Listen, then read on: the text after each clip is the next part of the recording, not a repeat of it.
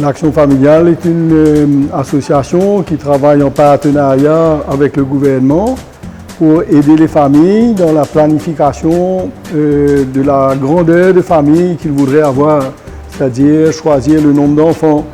Mais nous avons une vision un peu spéciale, c'est-à-dire nous pensons que l'amour entre l'homme et la femme est toujours un don total de soi à l'autre.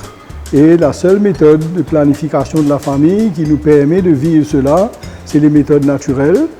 Et par exemple, la contraception viendrait dire « je te donne tout, sauf ma capacité de transmettre la vie ». Et ça vient mettre un voile sur le tout du don total. Donc nous encourageons et nous enseignons les méthodes naturelles aux couples qui choisissent cette méthode pour construire leur famille. Alors, en vivant cette méthode-là, les couples arrivent aussi à avoir un dialogue très profond sur leur sexualité et ça leur permet de mieux communiquer. Et puis les moments d'abstinence qu'il y a dans le cycle féminin leur permet aussi de vivre leur tendresse, leur communication d'une autre façon. Et c'est en train de redevenir, si je peux dire, un peu à la mode aujourd'hui. Il y a toute la conscience, la prise de conscience écologique et donc par rapport au respect de l'environnement, de la nature. Et je crois que notre corps humain aussi nous demande comme une forme d'écologie humaine.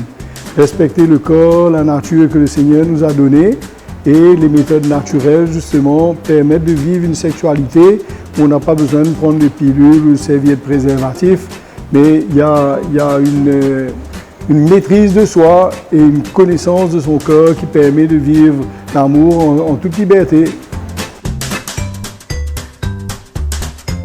On a une série de programmes d'abord qui s'adressent aux jeunes.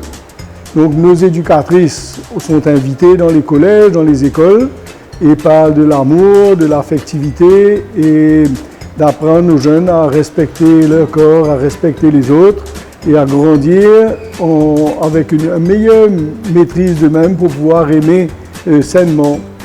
Et dans ce domaine, on a lancé un programme qui existait déjà, qui a bien redémarré, qui s'appelle RADO, donc Réseau d'accompagnement des adolescents. C'est un parcours qui dure à peu près 12 semaines avec les jeunes. Et là, on les aide à travers le jeu, le chant, le slam ou d'autres activités, à redécouvrir leurs talents, leurs valeurs et à développer ces dons qui sont présents en eux. Et ce qui est bon, en même temps qu'on fait le parcours RADO avec les jeunes, il y a aussi un parcours qu'on fait avec les parents, comment transmettre les valeurs à nos enfants. Alors, ce parcours-là est assez intéressant, 5 petites rencontres. Par exemple, est-ce que mon enfant a le sens de la responsabilité? Comment est-ce que je lui apprends à faire des choix? Et quels sont les talents qu'il a en lui et qu'il peut mettre au service de la famille, de la société.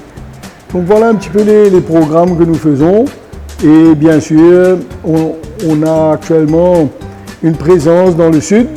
Après le drame du Wakasho, il y a eu beaucoup de prise de conscience pour accompagner les familles en difficulté dans le sud.